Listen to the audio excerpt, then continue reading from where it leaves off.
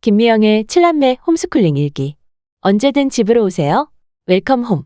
큰 아이가 11살이 되던 해 당시 막내였던 넷째 아이가 두 돌이 지나면서 기저귀도 뗄 준비가 되어갔다. 이제 홈스쿨을 제대로 해봐야겠다는 새로운 다짐을 하면서 새해 달력과 함께 항상 마음의 짐으로 남아있던 수학 문제집을 꺼냈다. 초등 4학년 나이에 3학년 수학부터 다시 시작하려니 마음만 바빠 1년 12달도 빡빡했다. 그래도 촘촘한 계획이 있어야 실천을 제대로 할 수 있을 것 같아 아이들을 앉혀놓고 각자에게 맞는 수학 1년 진도를 문제집의 페이지 수에 맞추어 계획성 있게 짰다. 그런데 한 달 후 전혀 예기치 못한 일이 발생했다. 아이들의 외할아버지, 즉 나의 아버지가 후두암 말기 판정을 받고 지방 큰 병원에서조차 수술이 불가해 원하면 서울로 가라는 통보를 받은 것이었다. 후두암을 염증으로 잘못 진단해서 몇 년의 시간을 허비한 탓에 처음 받은 단계가 말기 진단이었다. 진단 후 바로 아버지와 어머니는 그해 연초에 서울 우리 집으로 올라왔다. 서울 큰 대학병원에서 수술이 끝난 후 한 달 남짓한 시간 동안 나는 병원을 드나들며 아이들 외할아버지를 돌보는 일에 전념했고 몸이 약한 외할머니는 집에서 아이들을 돌보아 주셨다. 수술은 기대 이상으로 성공적이었다. 성대에 구멍을 내는 바람에 영구적으로 목소리를 잃게 될 상황이었으나 성대 없이도 성대 주변에 살을 올려 힘들지만은 아주 작은 소리를 낼 수 있게 되었다. 그러나 퇴원 후에도 한 달 넘게 매일같이 방사선 치료와 함께 항암 치료를 하는 어른을 돌봐드려야 했다. 가끔씩 아이들 외할머니가 당신의 집에 내려가실 때는 나는 아이들과 외할아버지를 혼자 감당해야 했다. 그러다 외할아버지는 어느 정도 몸을 추스르시고 집으로 내려가셨는데 다시 급하게 연락이 왔다. 한 달 만에 쓰러지신 것이었다.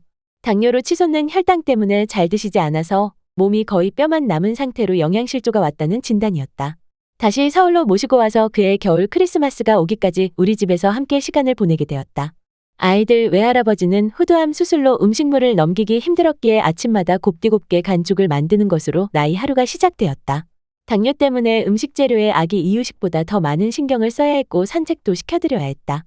일으키기도 힘든 몸이었지만 아이들 외할아버지는 삶에 대한 의욕이 아주 강해서 아이들과 함께 종종 한강까지 걸으러 나가셨다.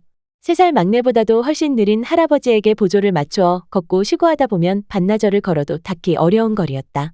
그래도 아이들은 할아버지에게 신바람을 불어넣으려는 듯 앞장서 뛰어가다 다시 돌아오고 또 가만히 있기 힘든 발을 연신 구르며 앞으로 달려나갔다 되돌아오기를 반복하면서 할아버지 발걸음에 속도를 맞췄다. 이렇게 1년 가까이 아버지를 돌봐드리며 나는 힘들 때가 많이 있었지만 아이들은 할머니, 할아버지와 한 집에서 지내는 것이 참 신나 보였다. 여느 때보다 더 많이 웃고 제잘거리는 통에 나도 무거운 마음이 가벼워졌고 웃을 일 없는 할머니의 입가에도 미소가 돌았다. 우울함의 정막 대신 아이들의 웃음소리는 분명 투병 중인 할아버지에게도 삶에 대한 의욕과 생기를 주었으리라.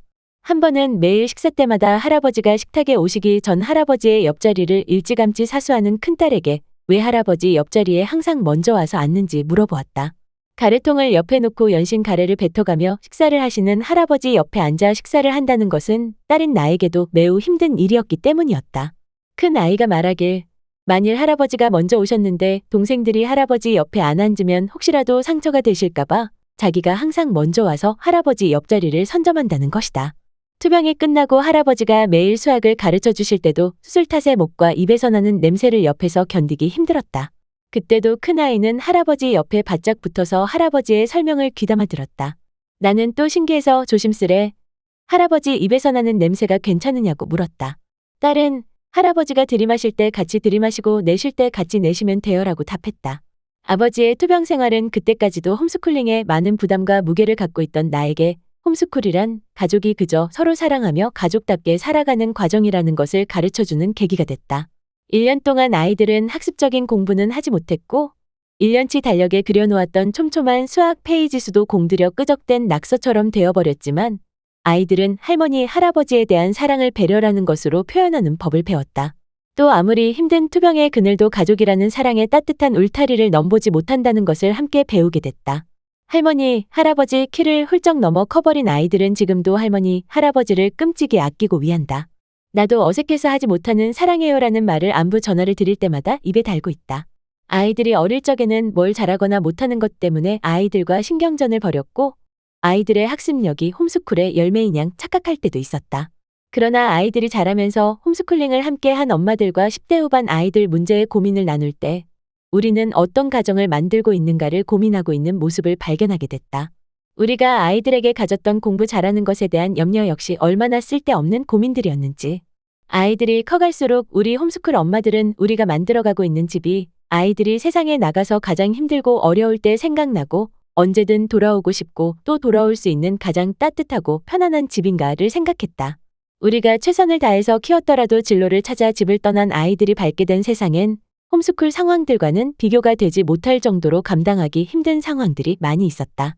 대학에 가면 홈스쿨을 졸업할 것 같았지만 세상으로 나간 아이들에게 돌아오고픈 따뜻한 집은 더 필요했다. 엄마 아빠의 사랑은 졸업이 없다. 세상에 어떤 겨울도 녹일 수 있는 가족 그리고 가족이 함께 만들어가는 봄날의 햇살 같은 가정이라는 울타리를 만드는 것이 바로 홈스쿨링이었음을 오랜 시간 홈스쿨링을 함께한 우리 엄마들이 굳이 말이 없어도 함께 느끼는 고백이다.